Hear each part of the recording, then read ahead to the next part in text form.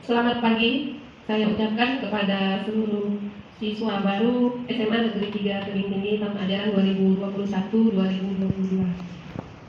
Terima kasih saya ucapkan kepada panitia penerimaan siswa baru tahun 2021-2022 yang memberikan saya kesempatan untuk sosialisasi tentang penggunaan GC.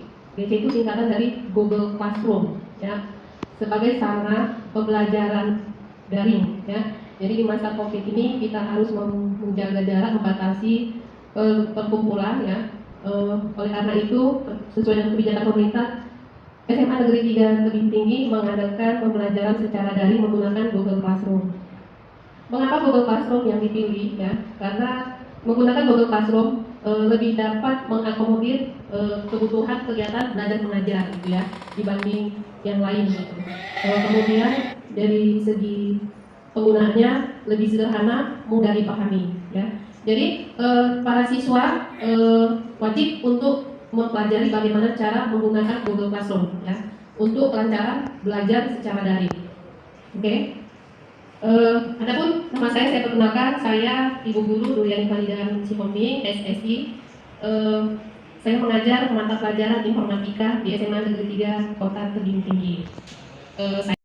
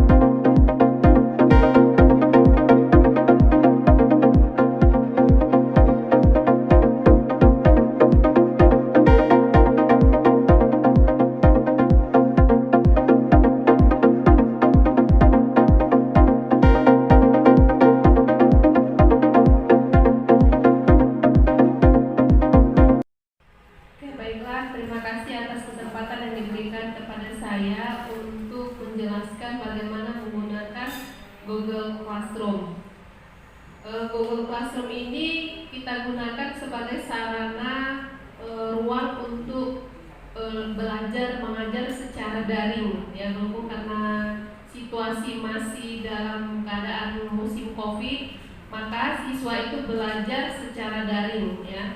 Jadi guru-guru memberikan materi, kemudian memberikan tugas-tugas penugasan, siswa juga menerima materi dan mengirimkan jawaban melalui Google Classroom.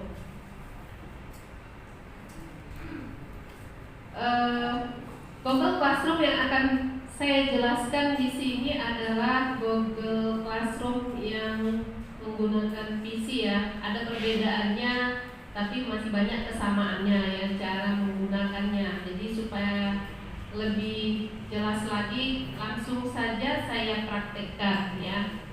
Nah, syarat-syaratnya tadi ya, kalau kita mau menggunakan Google Classroom ya, kita harus memiliki, kalau dari HP Android dia harus memiliki HP Android, kemudian harus ada paket datanya aktif ya, kemudian syaratnya itu harus memiliki akun Gmail ya, tidak bisa yahoo.com dan lain-lain, tidak bisa ya. Yang harus digunakan adalah akun Gmail ya. Kenapa? Karena Gmail itu adalah produk Google ya. Jadi produk Google ini banyak ya. Jadi basisnya menggunakannya, fasilitas Google ini adalah dengan menggunakan akun di gmail.com. Apabila siswa belum memiliki akun di gmail.com, maka wajib membuat akun baru di gmail.com. Nah, caranya bagaimana? Mungkin bisa dilihat infonya di tempat lain ya, atau gampang kok ya, kalau kita ikuti aja perintahnya, gampang membuat akun di gmail.com. Nah, kemudian kalau kita melalui HP ya, kita harus menginstal dulu aplikasi Google Class-nya ya. Jadi kalau di HP dia tersedia fitur berbahasa Indonesia itu Google Class ya, kalau versi Inggrisnya Google Classroom. Nah, kalau sudah kita install ya, kita buka gitu ya, kita buka. Nah, sekarang saya praktekkan menggunakan PC atau komputer atau notebook atau laptop. Kita masuk dulu kita ke Chrome ya, ke Chrome saja, karena Chrome ini juga produk Google ya, jadi dia franchise ya, bersahabat gitu ya, karena dia sama-sama produk Google. Di kotak search itu kita masukkan saja perintah, masukkan saja langsung alamatnya Google Classroom ya. Jadi nggak usah kita download, karena nanti kalau kita download banyak kendalanya. Saya lihat tadi pagi kalau sinyal nggak ini ya. Google Classroom itu dia www titik ini dia ya, udah ada langsung tampil Google Classroom, enter. Nah, di sini sudah tersajikan oleh si Chrome ini beberapa halaman web yang menyediakan Classroom. Kita pilih saja yang langsung https yang classroom.google.com ya. Double klik. Nah, ini dia. Ya, langsung terbuka tampilan awal ya, Google Classroom ya. Nah, tadi Ibu masuk di sini sebagai namanya Septiani Ibu buat ya. Misalkan Ibu Ibu siswa ya, siswa. Tadi kan syaratnya sudah memiliki akun Google ya kan. Jadi tadi setiap kita mau memakai produk Google, kita harus sign in pakai alamat gmail.com. Nah, gmail.com Ibu tadi sudah masuk. Sekarang Ibu tinggal lanjutkan ya kan. Nah, sebelumnya saya beritahukan tanda-tanda kita sudah sign in, yaitu di sudut kanan atas ini. Nah, ini muncul dia icon kita ya, icon akun Gmail kita. Itu tandanya sudah aktif akun kita. Karena sudah aktif dan langsung seperti ini tampilannya, klik tombol lanjutkan ya. Nah, ini dia sudah terbuka. Inilah dia halaman Google Classroom-nya ya. Belum ada terhubung kemanapun gitu ya, karena kita belum pernah membuka akun kita ke GC ya, GC atau Google Classroom mata pelajaran manapun. Jadi untuk menghubungkannya kita klik tanda plus. Kalau di laptop dia di atas, kalau di HP dia di bawah, warna biru, di dalam lingkaran biru tanda plusnya ya. Jadi kita klik tanda plus. Nah ini dia. Ada dua pilihan, yaitu gabung ke kelas atau buat kelas. Karena sebagai siswa kita gabung ke kelas. Nah ini dia, gabung ke kelas. Di sini ada kotak kode kelas ya, klik kode kelasnya. Misalnya ini kita mau gabung ke kelas informatika ya, tadi kalau nggak salah NN, kodenya NN P O T Y H, NN P O T Y H. Nah ini dia kodenya, kode untuk kelas informatika ya, untuk Google Classroom informatika. Nah dalam penulisan kode ini kita harus hati-hati ya, jangan salah-salah ya. Kalau huruf besar kodenya buat huruf besar, kalau huruf kecil buat huruf kecil. Kalau dia percampuran antara huruf besar huruf kecil ikuti saja ya. Kemudian nanti kadang-kadang kode itu ada bercampur dengan angka ya. Kalau dengan angka, kalau masih bukan 0 ketemu dengan O, kayaknya masih enak ya, nggak keliru. Tapi apabila terdapat berdampingan antara O dengan angka 0, nah itu kita harus hati-hati dalam mencatatkannya di buku ya. Jadi kalau guru memberikan kode GC, kita simpan, catat ya, jangan tidak disimpan karena suatu waktu mungkin akun kita rusak atau dihack orang ya. Kita masih bisa buat yang baru dan kita masih bisa dengan mudah bergabung karena kodenya kita simpan. Kalau sudah kita ketikkan kodenya seperti ini ya, kita klik tombol gabung di sudut kanan paling atas. Kalau di HP pun sama juga, di atas juga klik gabung. Kita tunggu prosesnya. Iya, oke. Nah ini dia terbuka. Nah sekarang hasil dari bergabung tadi artinya apa? Kita sudah masuk ya sebagai anggota ya, anggota di kelas informatika ya, di kelas informatika 10. Ini sudah ada 2 siswanya sama saya tadi 3 udah ya.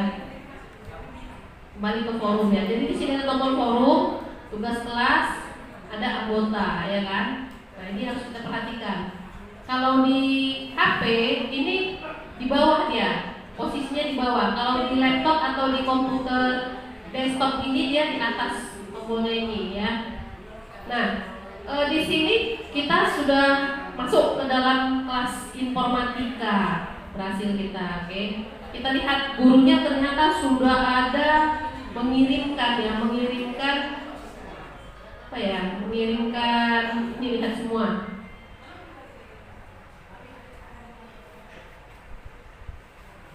Kita mengirimkan di sini kita lihat pertanyaan baru yang terakhir, pertanyaan baru, kemudian ada pertanyaan baru juga, kemudian ada tugas baru.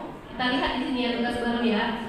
Kalau versi Android, versi HP yang muncul itu adalah ini nama-namanya di tugas barunya. Nama si gurunya ini nggak muncul, dia cuma satu aja di atas gitu ya. Itu bedanya versi HP dengan versi komputer meja ya atau desktop. Nah itu bedanya. Sehingga kita lebih gampang melihat di HP itu, oh ini tugas baru, oh ini materi, oh ini pertanyaan gitu ya. Tapi nggak masalah, masih bisa kita pahami ya. Nah, misal kita orang yang belakangan masuk ya, misal mungkin kita baru dapat kode minggu kedua atau minggu ketiga, sesudah guru informatikanya ini membuat materi, dia sudah kasih tugas, sudah kasih pertanyaan. Nah, kita membuka satu persatu. Misal kita mau lihat materi apa yang disampaikan guru ya. Kita tadi tinggal mengklik yang di sini. Kalau dia di HP lebih gampang langsung muncul materi baru gitu. Langsung klik judulnya ini, picture-nya. Nah, ini dia tampilannya. Nah, ini judulnya integrasi aplikasi Office nama gurunya. Itu kalau versi komputer, kalau versi HP nggak muncul lagi dia ya. Kemudian ini isinya. Nah kebetulan contohnya ini sedikit aja, namanya untuk contoh aja ya. Nah ini di bawah ini ada kolom komentar kelas ya. Kolom komentar kelas ini bisa dilihat oleh guru dan seluruh anggota kelas ya. Jadi sesama teman bisa lihat. Untuk apa komentar kelas ini? Ini biasanya digunakan untuk komentar ya, berisi tanggapan pertanyaan mengenai materi yang diberikan oleh guru ya pada sesi ini, sesi yang sedang berlangsung ya. Apabila sudah selesai misalnya ya, saya buat ya contohnya komentar kelasnya, Bu, saya masih kurang mengerti. Mohon dengan penjelasan dengan contoh misalnya ya. Nih, saya mencontohkan penggunaan komentar pribadi. Kalau sudah selesai ketik komentarnya, klik tombol panah atau tombol kirim supaya terkirim. Nah, itu dia sudah masuk komentar kita tadi ya, tanggapan kita tadi tentang materi itu pada jam 12.49 ya. Oke. Nah, ini sudah selesai. Anggap saja ini sudah kita baca pelajari gitu ya. Kemudian kita kembali lagi kepada yang berikutnya yang harus kita sikapi atau kita tanggapi ya, interaksikan, yaitu dari gurunya ada pertanyaannya, tugas baru. Tugas baru, jawablah dengan tulis. Kita klik. Apa itu tugasnya? Oke. Ternyata ini ya, ternyata tugasnya jawablah dengan ditulis di buku catatan gitu ya. Nah, kemudian nilainya 100 poin, tenggat waktunya, batas pengumpulannya 19 Juli. Jadi kalau dikirimkan lewat dari 19 Juli nanti di GC si guru tadi sudah ditandai kita terlambat mengirimkan gitu ya. Tapi kalau masih di batas ini, di dalam batas sebelum 19 dan 19 itu tidak ada ditandai sebagai terlambat ya, masih normal gitu ya. Nah, ini ada soalnya, pertanyaannya, tugasnya. Sebutkan sedikitnya 2 nama aplikasi Office selain Microsoft Office. Nomor 2, apakah ini masuk dalam integrasi Office? Nomor 3, sebutkan dan jelaskan 2 contoh integrasi Office. Nah, di sini ada komentar kelas lagi kan? Nah, komentar kelas ini masih bisa ya kita gunakan. Seluruh siswa bisa menggunakan ini, juga gurunya. Dan apa yang dikomentarkan di komentar kelas ini semua bisa melihatnya ya, semua bisa melihat, semua bisa berinteraksi, semacam ajang diskusi bisa ya, komentar kelas ini kita gunakan. Kemudian kalau kita mau mengerjakan menjawabnya, di sini ada feature ya. Kalau di HP, feature yang sebelah kanan ini dia berada di posisi bawah ya, sama aja tapi dia posisinya di bawah. Kalau di laptop dia di sebelah kanan ya. Jadi tugas Anda ditugaskan, artinya kita dikasih tugas, diberi tugas gitu ya. Nah, bagaimana cara mengerjakannya? Tadi di sini katanya jawablah dengan ditulis di buku catatan gitu ya. Kenapa nggak diketik? Ya mungkin gurunya bermaksud dengan menulis di catatan, setidaknya siswa itu pernah membaca dan menuliskan gitu ya. Kalau dibuat diketik mungkin kan copy paste, kurang berbekas gitu ya dalam ingatan dan pikirannya. Jadi dengan menulis catatan dia mungkin lebih ada ingatannya gitu, lebih lengket dalam pikiran siswa. Mungkin itu maksud gurunya. Jadi biasakan siswa itu mengerjakan tugas sesuai dengan yang diarahkan oleh Bapak Ibu gurunya ya. Nah, sekarang kita mau menjawabnya. Berarti tulis di buku catatan gitu ya. Tulis di buku catatan berarti artinya apa? Kita tulis di buku catatan baru kita foto, ya kan? Kita foto jawaban kita tadi. Usahakan hasil fotonya itu yang jelas terbaca. Fotonya jelas kelihatan terbaca sehingga kalau kita upload nanti dikirimkan ke GC dapat diperiksa oleh guru ya, tidak kabur. Kalau kabur ngapain dikumpul ya, karena nggak ada gunanya gitu ya. Jadi misal kita tulis di buku catatan nih, anggap saja ini catatan, kita foto, ambil kamera HP, foto, simpan filenya ya kan. Kita lanjutkan, mau kita kirimkan. Klik tombol tambah atau buat. Ini ya, klik tombol plus, tambah atau buat. Nah, kalau di HP Android ini posisi paling bawah. Klik. Nah, di sini ada pilihan ya, Google Drive. Google Drive ini untuk menyimpan dokumen-dokumen. Bisa saja kita simpan di Google Drive ya, bisa. Atau di file tersendiri ya. File ini, file Microsoft atau di file gambar juga boleh. Nah, di sini pun bisa kita masukkan. Dari sini juga bisa. Tapi kalau ini buat dokumen baru ya, dari sini ya, file. Klik file. Tuh ya. Di sini ada upload, klik browse. Kalau di versi HP Android lebih simpel lagi dia nggak perlu ini, dia langsung aja muncul pilihan gambar. Kalau di versi laptop dia harus ada lagi browse, ya kan? Itu perbedaan versi Classroom-nya di HP Android dengan di komputer, laptop, ya. Nah ini dia. Misalkan saya ambillah satu contohnya ya.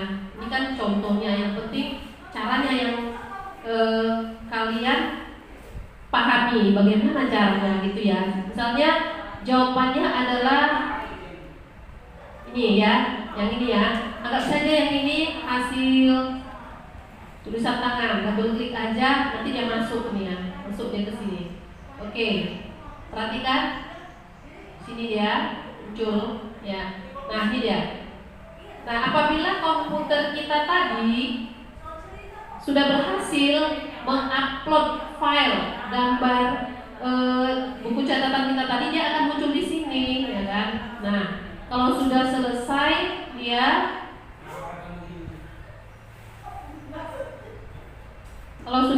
tidak ada lagi file lain yang mau dikirimkan, ya udah tinggal menyerahkan sama dengan mengirimkan. Tapi apabila masih ada misal gambar yang kedua, klik lagi tambah atau buat tombol tadi sampai selesai semuanya. Nah kalau sudah selesai tidak ada lagi yang mau ditambahkan atau dikirimkan gambarnya atau file lain yang diminta guru, klik tombol serahkan. Tuh ya, ini klik mengerti. Serahkan, kita ditanya itu artinya dikonfirmasi gitu, diingatkan kita. Serahkan tugas. Nah, tugas apa? Tugas satu lampiran. Oh ini dalam filenya. Ini jadi contoh ya. Udah. Kalau masih merasa, oh saya masih satu foto. Tadi kan ada 3 halaman, 2 lagi belum saya masukkan. Nah, gampang baliknya. Klik aja batal. Ya, maka nanti kita kembali lagi ke yang tadi, prosesnya tadi. Kalau sudah selesai, tidak ada lagi yang mau ditambahkan atau mau dirubah di jawabannya, di file atau di komentar pribadinya, klik tombol serahkan lagi. Tuh, proses dia. Tunggu. Oke. Nah, tanda-tandanya apa? Ini akan muncul tanda-tandanya ya, indikatornya atau notifikasinya akan muncul. Tugas Anda diserahkan. Kalau tadi belum kita kerjakan, tugas Anda ditugaskan. Sekarang tugas Anda di samping kanannya sudah diserahkan, artinya sudah kita kirimkan. Perhatikan ada tombol batalkan pengiriman. Nah, kalau tidak ada lagi yang mau dirubah ya, jawaban kita tadi tidak ada yang mau dikurangi, tidak ada yang mau ditambahi, tidak ada yang mau diganti. Nah, biarkan saja, artinya kita sudah selesai gitu ya. Tapi kalau kita masih ada lagi yang ketinggalan atau mau dirubah, klik batalkan pengiriman ya. Jadi sekarang kita anggap saja pengiriman kita itu sudah selesai, tidak ada yang mau dirubah-rubah. Nah kita kembali lagi, ini panah kiri, panah panah preview, panah kiri atas ya. Selesai sudah kita kerjakan ya tugas pertama ya. Kita anggap ini tugas yang kemarin, ini yang kemarinnya lagi, ini kemarin lagi gitu ya. Nah kemudian kita bagaimana cara menjawab pertanyaan baru ya. Kita klik aja feature-nya, judul feature-nya, double klik atau klik saja sudah terbuka dia. Ini dia. Ketika jawaban langsung, jawaban GC, berarti kita disuruh ngetik ya kan. Nah poinnya 100 nilai maksimalnya. Tenggat waktunya batasnya 20 Juli. Batas pengumpulan yang dianggap normal, yang memenuhi aturan. Kalau lebih dari itu masih bisa dikirimkan GC-nya, masih bisa, tapi kita sudah ditandai sebagai orang yang terlambat mengirimkan tugas. Sudah pasti nilai kita ya nggak sama dengan orang yang tepat waktu mengirimkan tugas. Misal contohnya pertanyaan tugasnya 1, apakah ini masuk dengan Mailmerge? Nomor 2, aplikasi yang berintegrasi untuk Mailmerge itu apa saja? Nah ini dia. Jadi di sini di bawah ini sama dengan di versi Android-nya, di sebelah bawah tempat kita mengetikkan jawaban, gitu ya, mengetikkan jawaban. Nah, yang harus diingat juga kalau kita mengirim jawaban atau memberikan jawaban melalui feature pertanyaan, itu itu jawaban kita nggak bisa kita rubah-rubah lagi gitu ya. Nggak bisa kita rubah kayak tadi, tambah lagi, rubah lagi, nggak bisa. Itu dia perbedaannya ya. Sama-sama ngasih tugas ya, tapi konsekuensi memberikan jawabannya itu kalau menjawab pertanyaan ini dia nggak bisa kayak tadi dirubah sebentar, dirubah lagi, nggak bisa ya. Dia itu yang kita masukkan, kita kirimkan itu akan tampil di dalam pengiriman kita. Nah misalkan nomor 1 saya jawab 1 ya. Saya sebagai siswa, apa yang masuk ke Mailmerge? Saya singkat aja, hanya untuk contoh dia. Mailmerge adalah surat massal. Saya ketik langsung ini ya di sini ya, jawabannya diketik langsung. Nah, nomor 2, misalnya MS Word dan MS Excel. Tuh. Nah, kalau sudah selesai jawaban kita berikan, ya, kita tinggal mengklik tombol serahkan, ya. Nah, selain ini, selain tempat penjawaban, ada juga di sini diberikan feature atau fasilitas komentar pribadi. Kita mau komentar pribadi bisa, ya kan? Konsekuensinya kalau komentar pribadi ini hanya bisa dibaca oleh guru kita dan guru kita. Beda dengan komentar kelas. Kalau komentar kelas, semua anggota kelas dan guru bisa membaca apa yang tulisan. Tapi kalau komentar pribadi ini hanya bisa dibaca oleh guru, ya guru dan kita sendiri gitu. Jadi misal nggak ada membuat komentar pribadi, nggak ada membuat komentar kelas, nggak ada, langsung kirim aja, klik serahkan. Oke. Ditanya lagi kita kirim jawaban, ya dikasih tahu kita Anda tidak dapat mengubah jawaban setelah dikirimkan. Artinya kita disuruh berpikir kan gitu kan, udah pas nggak ya, udah cocok nggak ya, udah lengkap nggak jawaban saya, gitu. Periksa lagi. Kalau udah oke, klik aja dengan yakin, serahkan. Tunggu prosesnya. Oke, lanjut ya. Jadi disinilah jawaban kita, sudah tandanya sudah diterima, ini dia jawaban apa yang kita ketik tadi, kemudian ini bacanya diserahkan. Kalau belum kita kirim tadi ditugaskan ya. Di sini sekarang statusnya sudah diserahkan, artinya jawaban kita ini sudah kita serahkan ya. Oke, itulah cara menjawab tugas atau pertanyaan langsung melalui feature pertanyaan baru. Nah sekarang kita lanjut yang lain di previewnya. Kita lihat dulu di di beranda namanya dia, beranda. Nah ini berandanya ya, beranda dari Google Classroom, kelas informatika. Nah ini sekarang yang keempat ini belum kita kerjakan, klik, double klik atau klik aja dan bisa ya kalau ada. Nah di sini dibuat pertanyaan ya, kirimkan tanda kehadiran belajar daring hari ini. Kita disuruh mengirimkan ya. Kalau kita hadir, klik hadir. Kalau kita izin ada berhalangan, nggak bisa kita ikuti daring itu, ya misal situasi darurat dalam perjalanan yang tidak tenang ya, atau mungkin sedang kebanjiran atau apa kan banyak ya peristiwa alam yang nggak bisa terduga, kliklah izin ya. Kemudian apa masalahnya izinnya? Mungkin bisa kita di sini kita ketikkan di komentar pribadi kalau mau kita inginkan dibaca oleh hanya guru saja. Tapi kalau mau kita alasan kita itu dibaca oleh semua teman juga kita ketikkan di komentar kelas kan mungkin kayak kemarin ada suasana banjir ya kan, bukan kita aja kebanjiran, satu kampung berapa kampung kan gitu. Boleh kita buat, saya berarti apa, izin karena kebanjiran di mana, di jalan apa, mungkin itulah bisa kita isikan di komentar pribadi, mungkin di Kampung Semut gitu ya, banjiran Bu, tempat kami mulai di Kampung Semut gitu, sekian meter di dalamnya mungkin gitu ya.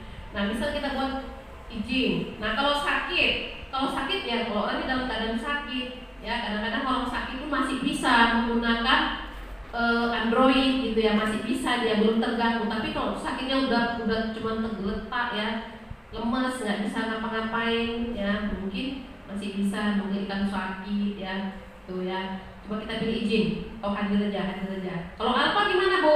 Kalau Alfa nggak usah diapa-apain mah, udah ketahuan ya sama gurunya, nggak ada orang yang nongol kasih kiriman, berarti dia Alfa gitu aja. Klik hadir, ada muncul tombol serahkan, klik serahkan. Nanti tanya kita lagi, kirim jawaban, batal apa serahkan. Kalau masih mau berubah lagi, klik batal. Oh saya bilang izin aja lah gitu ya, nggak bisa gitu. Atau kalau udah hadir, serahkan, klik serahkan lagi. Tunggu prosesnya. Ya jangan buru-buru langsung ditutup HP-nya atau apanya. Nah ini dia. Jawaban Anda statusnya sudah diserahkan, ya kan? Sudah diserahkan. Kembali lagi kita ke beranda, ya. Nah, inilah tadi feature atau tugas, materi, tugas baru, pertanyaan baru, ya kan? Pertanyaan itu tadi bisa pertanyaan esai, bisa juga pertanyaan pilihan ganda gitu ya. Nah jadi Bu, kalau ujian gimana gurunya ya? Kalau biasanya kalau masih hanya sedikit saja dan esai, biasanya guru bisa juga menggunakan feature tugas baru ini, ya kan? Bisa juga sering juga guru menggunakan ujian formatif atau ulangan harian pakai ini ya. Atau kalau gurunya membuat banyak soal ABC, bisa lagi dia pakai apa ya? Pakai feature yang lain ya.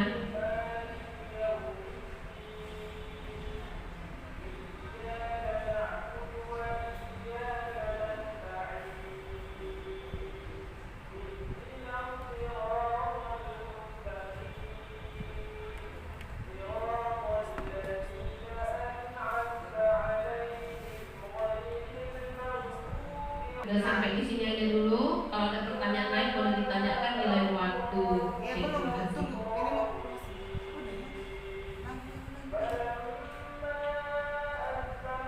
Oke ya, saya sudahi di sini dulu ya penyampaian materinya. Terima kasih.